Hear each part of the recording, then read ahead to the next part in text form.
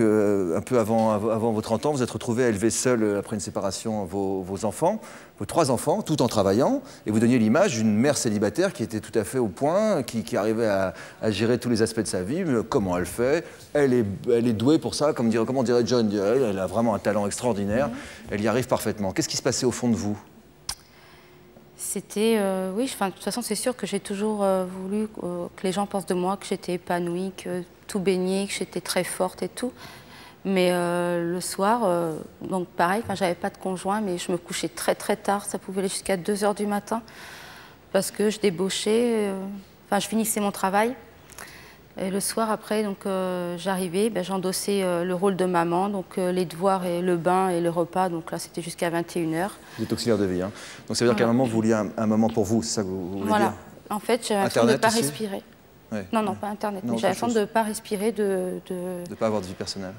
Voilà, c'était, je me levais à 4 h du matin pour faire le ménage, pour que quand les enfants se lèvent à 6 h 30, la maison soit nickel, et que j'arrive le soir, je repassais encore l'aspirateur, alors que personne n'allait dans la maison, quoi. C'était tout comme ça. Il fallait que les enfants, s'ils arrivaient avec une tache sur leurs vêtements le soir autour de l'école, ça y est, j'hurlais, les voisins m'entendaient, quoi.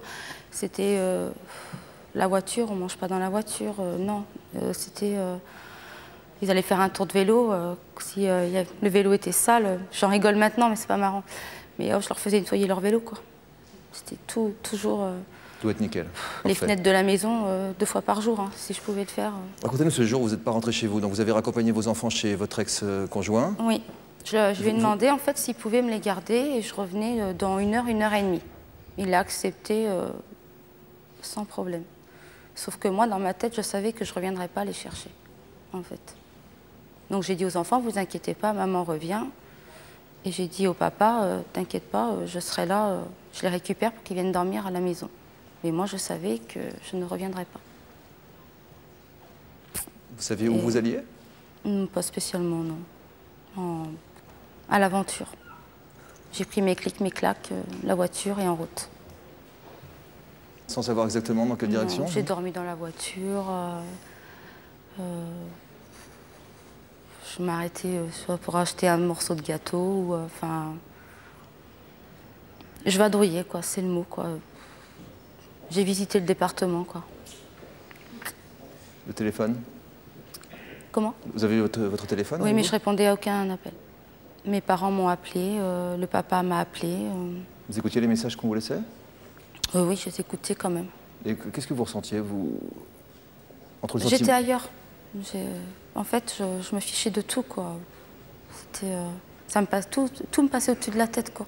Je pensais même pas à mes enfants. Je le reconnais, j'ai pas pensé à eux pendant ces 3 semaines de, entre guillemets, de cavale, quoi.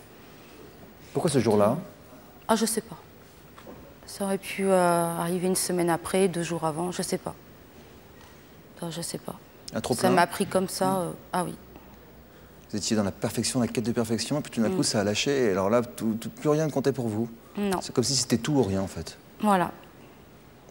Et alors, comment... Je sais si j'aime mes enfants, pourtant. Ah bah bien sûr, ça, personne n'en doute, hein. Il suffit de vous voir, et puis de vous voir depuis le début de l'émission. Je regarde du coin de l'œil en écoutant les histoires des autres, je me dis... Mais oui, je me dis, c'est sûr que c'est pas évident pour elles tous les jours. Mais je me dis, elles sont quand même fortes, parce qu'elles, au moins, elles ont encore leurs 3 enfants, quoi. Parce que vous ne les avez plus? Non. Les jours se sont enchaînés? Je suis partie 3 semaines, en fait. Donc, je suis revenue au bout de 3 semaines au domicile du papa pour récupérer mes petits. Et, comme si vous étiez partie la veille?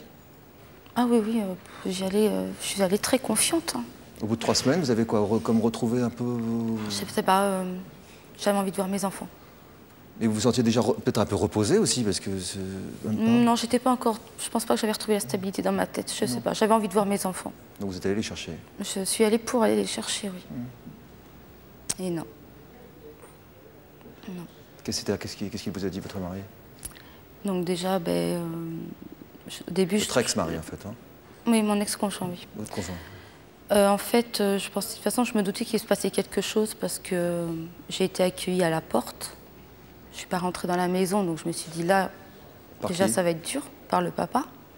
Et je voyais les 3 petites têtes blondes derrière la porte, en train de m'appeler, qui pleuraient, qui voulaient un bisou, qui voulaient me voir. Bref, donc après il m'a fait voir le jugement en fait. Un jugement il avait fait une demande en référé avec son avocat, donc une demande d'urgence quoi. Et pendant ces 3 semaines, il a pu avoir un rendez-vous devant le juge des affaires familiales. Et il a la garde, comment on dit, la garde exclusive. Moi, il me reste que l'autorité parentale. Je n'ai ni droit de visite ni d'hébergement. Ça, vous l'avez appris sur le pas de la porte, tout ça? Non, 2-3 jours après, mais parce qu'en fait, je l'ai beaucoup, entre guillemets, harcelé. Hein. Je l'ai appelé toutes les heures. Alors, le jour où vous êtes revenu, il ne vous a pas laissé entrer? Non, jamais.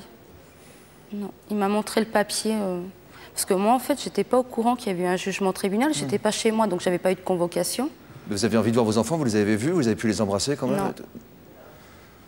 Non. Pourtant, vous connaissez bien cet homme, vous aviez confiance en lui. Vous pensez qu'il a eu peur?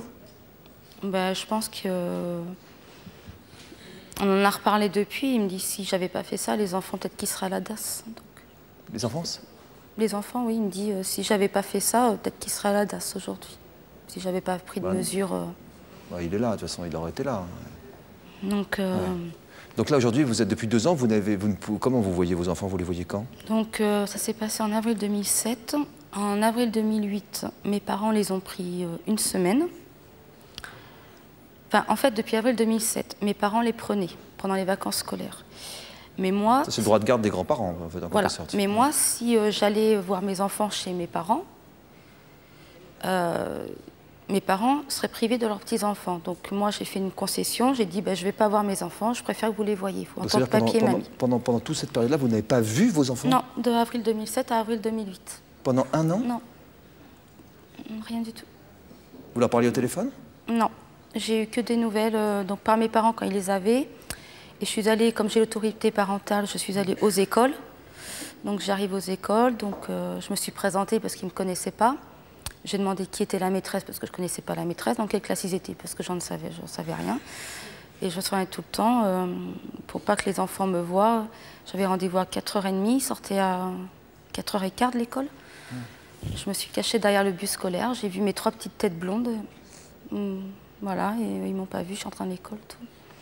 Et après, en avril 2008, en consultant mon avocate, elle m'a dit ils sont chez vos parents, donc vous avez le droit d'aller voir vos enfants chez vos parents. C'est pas chez vous, c'est chez vos parents.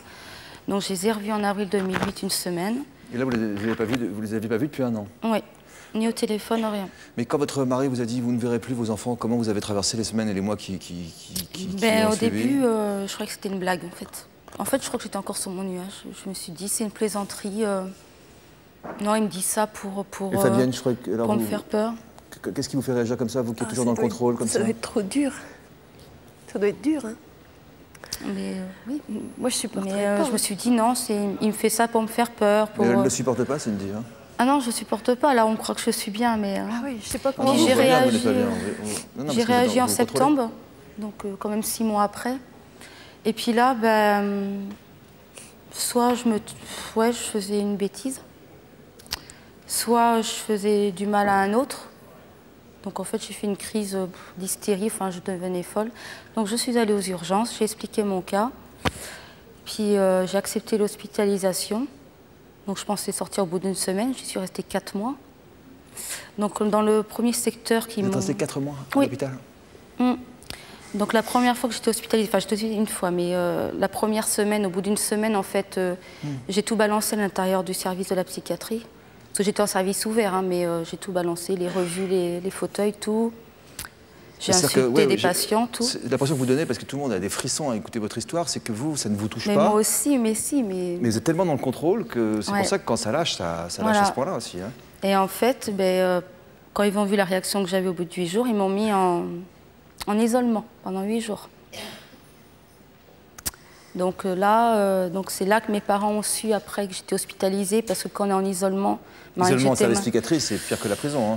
Hein, oui, donc en fait, mes parents ont été au courant, parce que malgré que j'étais majeure, il fallait quand même une signature d'un proche, en fait, pour mon internement, parce que j'étais internée, quoi, voilà, il n'y a pas d'autre mot. Hein.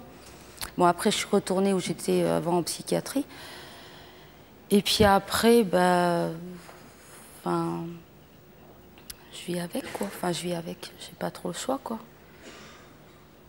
Même par moments, je sais que je disais souvent à ma mère... Bon, là, je me bats parce que c'est en procédure pour que je les récupère un peu.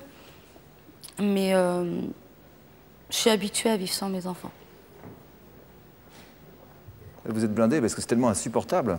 En fait, Je crois que c'est comme ça que les mamans le ressentent ici, non? je suis habituée. C'est pas vivable, enfin, je veux dire, d'être privée de voir ses enfants. Je crois que je m'habitue à vivre sans eux, en fait. Je sais pas.